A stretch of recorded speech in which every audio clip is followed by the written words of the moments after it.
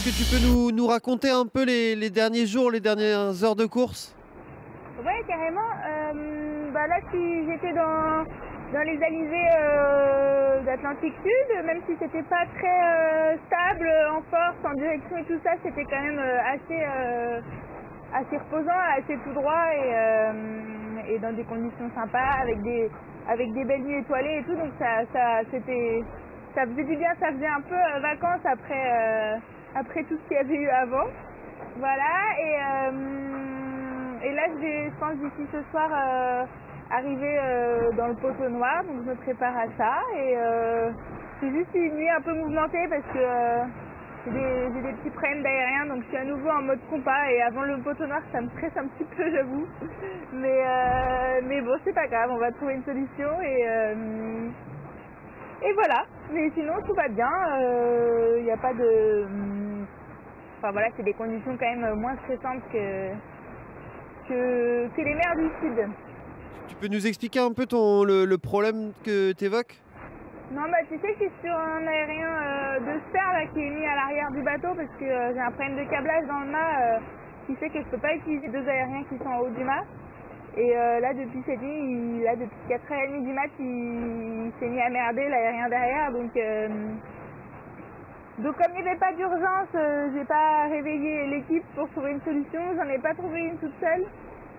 Et du coup j'ai fait du mode compas, c'est rien de grave, c'est juste que j'ai encore un petit peu d'info au vent, mais je peux plus faire de mode vent, donc je suis obligée d'avancer tout droit en mode compas. Donc quand on est dans des endroits comme ici où il y a des grains, c'est pas très pratique parce qu'on se retrouve à pas suivre le vent pour avancer. Et c'est pas très performant et c'est un peu stressant, un petit peu fatigant, mais voilà. Puis peut-être qu'on va trouver une solution d'ici le poteau noir. J'aimerais bien avoir un mode vent pour le poteau noir, ce serait quand même plus facile, mais bon, c'est comme ça. Tu sais à quoi ça va ressembler le poteau noir pour toi? Ça a passé plutôt bien pour Armel, Tripon. Ouais, j'ai l'impression que Maxime et Armel, ils ont eu un truc moins costaud que ceux de devant. Après, sur Maxime, il y avait des nuages un peu plus nord. Je sais pas si... J'ai l'impression que ça avait l'air d'aller. Écoute, j'avais un peu cette impression pour moi aussi, que ça avait l'air d'être moins pire que pour les premiers, mais bon, on sait jamais trop quand on arrive dans le poteau noir, donc... Écoute, là je vise à peu près le milieu, puis de toute façon je prendrai mon mal en patience, il n'y a pas trop d'autres façons d'affronter le truc, je crois. Tu disais que tu avais eu l'occasion de te reposer un peu, tu te sens comment moralement et physiquement? Oui, à part cette nuit, je me suis bien reposée et ça fait du bien, oui, j'ai un peu l'impression d'être... je pensais que j'arriverais plus jamais à me reposer d'ici l'arrivée, que de toute façon j'allais lutter en mode cramé jusqu'à la fin désolée, je suis un peu déconcentrée, mais en fait, comme je suis en mode, il faut... Ouais, non, c'est bon, excuse-moi, mais comme je suis à 30 degrés de vite, là, c'est un petit peu rock'n'roll. Qu'est-ce que j'étais en train de dire? Oui, je me suis quand même un petit peu reposée, là, ces derniers jours, et ça fait du bien de réussir à profiter, ça fait du bien de réussir à être un peu détendu, d'avoir un peu moins le cœur serré par tous les événements à affronter, donc non, c'était chouette, et... Puis là, on commence à avoir des routages qui font arriver jusqu'au Sable d'Olonne. Après, je pense que je regarderai ces routages de façon plus sérieuse après le poteau noir, parce que souvent, ils ont tendance à minimiser l'effet du poteau noir, à nous faire avancer tout droit, et voilà.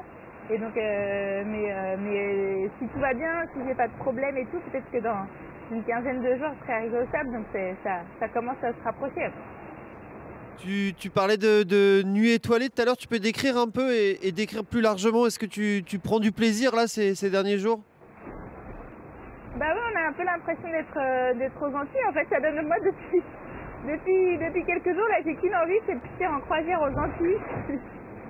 parce que là il y a une ambiance un peu à boire des petits ponts et tout ça. En gros il fait quand même assez chaud, assez lourd, mais dehors c'est très joli, la mer est quand même très bleue, et puis la nuit on voit très très bien les étoiles, et comme il fait plus chaud, on a tendance à être quand même plus souvent dehors, il n'y a pas besoin de s'arnacher dans tous les sens avant de sortir, et donc plutôt profiter d'un moment dehors. Et puis j'ai eu pas mal de moments avec du vent un peu mou, donc ça mouillait pas. Donc j'ai passé pas mal de temps, dès que je mangeais, je me mettais dehors. Enfin voilà, j'ai fait plein de petites pauses dehors et ça fait du bien de passer un peu de temps dehors parce que dans ces grands bateaux, et en particulier dans les mers du Sud, on est un peu enfermé à l'intérieur parce que dehors c'est invivable et ça mouille trop, il fait trop froid. Et donc ça fait du bien de profiter un peu de la nature et du grand ciel bleu et tout. Voilà. Tu as quel regard sur la tête de la course? Comment tu vois la bataille pour la victoire un peu plus haut? À mon avis, ils vont arriver complètement défoncés parce qu'ils sont en train de se mettre un rythme que je pense qu'on finit rarement sur une fin de Vendée Globe.